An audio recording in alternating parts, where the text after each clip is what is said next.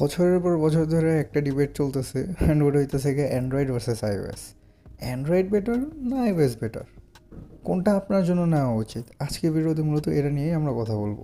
And আপনার budget যদি কম হয়ে থাকে লাইক 20,000 বা 30,000, এই বাজেটের মধ্যে আপনার অ্যান্ড্রয়েডের দিকে যাওয়া উচিত নাকি আইওএসের দিকে যাওয়া উচিত, এটা নিয়েও আমরা ডিসকাস করব। তো বেশি কথা না বাড়িয়ে শুরু করা যাক। একটা সময় ছিল যখন কিনা আইফোন অলমোস্ট পারফেক্ট ফোন ছিল, অ্যান্ড্রয়েড তার আশেপাশেও ছিল না, কিন্তু এখন সিনারিও টোটালি চেঞ্জ হয়ে গেছে। এখন competition almost neck to neck এসে পড়ছে। অ্যান্ড্রয়েডের সবচেয়ে বড় প্লেয়ার হইতেছে স্যামসাং, আর স্যামসাং বাই টাইম এতটা ইমপ্রুভ করতেছে, তার এক একটা জিনিসের ক্যামেরা হোক, পারফরমেন্স হোক, ডিসপ্লে হোক, সব দিক দিয়ে বাই টাইম ইমপ্রুভ করতেছে।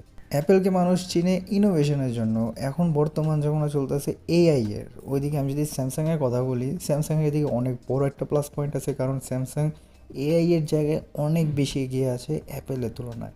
অ্যাপেলের এআই অনেক বেশি স্লোলি আগে বাড়তেছে, আর স্যামসাংয়ের কথা আমি যদি বলি, স্যামসাং অনেক বেশি আগে আছে আইফোন থেকে। পারফরমেন্সের দিক দিয়ে আমি যদি বলি, আইফোন এককালে অনেক বেশি আগে আছে অ্যান্ড্রয়েড থেকে। ইভেন অ্যান্ড্রয়েড তার আশেপাশে পর্যন্ত যেতে পারতো না পারফরমেন্সের দিক দিয়ে, কিন্তু এখন অ্যান্ড্রয়েড অলমোস্ট বলতে পারেন আইওএস কাছাকাছি পর্যন্ত চলে গেছে পারফরমেন্সের দিক দিয়ে।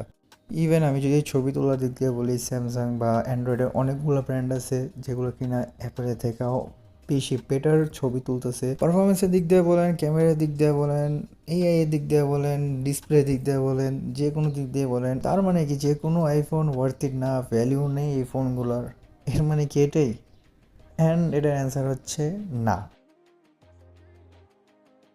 নিঃসন্দেহে অ্যান্ড্রয়েড অনেকটা আগায় গেছে, কিন্তু কিছু দিক দিয়ে টিল নাও আইফোন আগায় আছে। আর আইফোন আগায় থাকার মেইন রিজন কি?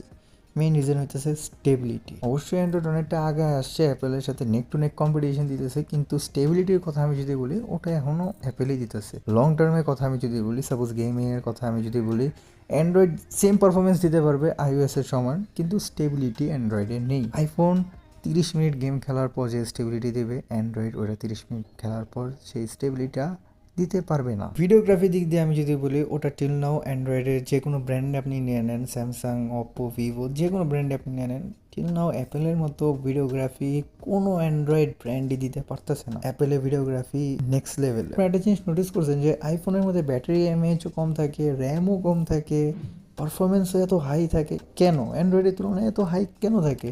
অ্যান্ড্রয়েডে 5,000 mAh কেন আইফোনের 4,000 mAh বা 3,700 mAh বিট করতে পারে না? অ্যান্ড্রয়েডের 8 GB র্যাম কেন আইফোনের 3-4 GB র্যামরে বিট করতে পারে না? অ্যান্ড এটার পিছিয়ে রিজন হইতেছে অপটিমাইজেশন। অ্যাপেল তাদের ফোনের জন্য প্রসেসর নিজেই বানায়, আর তারা বছরের মধ্যে জাস্ট একবার ফোনসগুলো লঞ্চ করে। তো এই টাইম পিরিয়ডের মধ্যে ওরা অনেক টাইম পেয়ে যায় সফটওয়্যারকে অপটিমাইজ করার জন্য, প্রসেসরকে অপটিমাইজ করার জন্য।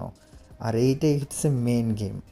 এদিকে তারা যে টাইমটা পায়, এই টাইম ওরা লাগায় প্রসেসরকে অপটিমাইজ করার জন্য, যার কারণে প্রসেসর এই পরিমাণ ক্যাপেবল হয়ে যায় ব্যাটারিকে অনেক বেশি লং লাস্ট করার জন্য। ব্যাটারি এমএচ কম থাকা সত্ত্বেও আর প্রসেসরের পাওয়ারটাও অনেক বেশি বেড়ে যায়, কারণ প্রসেসর তার ট্রু পোটেনশিয়াল এই অপটিমাইজেশনের কারণে দেখাতে পারে। আর অ্যান্ড্রয়েডের কথা আমি যদি বলি, অ্যান্ড্রয়েডে এক একটা ব্র্যান্ড এক এক জায়গা থেকে প্রসেসর নেয়।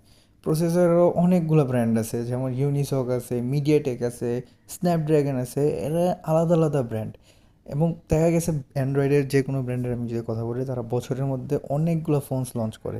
তো দেখা গেছে ডেভেলপারদের কাছে টাইমই থাকে না প্রসেসরকে অপটিমাইজ করার জন্য ওই ফোনের জন্য, যার কারণে আইফোনের 3 GB র্যামও অ্যান্ড্রয়েডের 8 GB-কে বিট করে দেয় আরামসে। অ্যান্ড্রয়েডের 5,000 mAh ব্যাটারিও অতটা লং লাস্ট করে না যতটা আইফোনের 4,000 mAh ব্যাটারি লং লাস্ট করে যায়। সব মিলে আমি যদি বলি, অ্যান্ড্রয়েডের মধ্যে ব্র্যান্ডস অনেকগুলো আছে, তার পাশাপাশি প্রত্যেকটা ব্র্যান্ডই বছরে অনেকগুলো ফোন লঞ্চ করে, যার কারণে ফোনগুলো অপটিমাইজ থাকে না, প্রসেসর তার ট্রু পোটেনশিয়াল দেখাতেই পারে না, যেটা কিনা আইওএস অপটিমাইজেশনের কারণে ইজিলি দেখা দিতে পারে। এই সময়ে এসে দুইজনের থেকে একজনকে উইনার হিসেবে চুজ করা অনেক বেশি টাফ।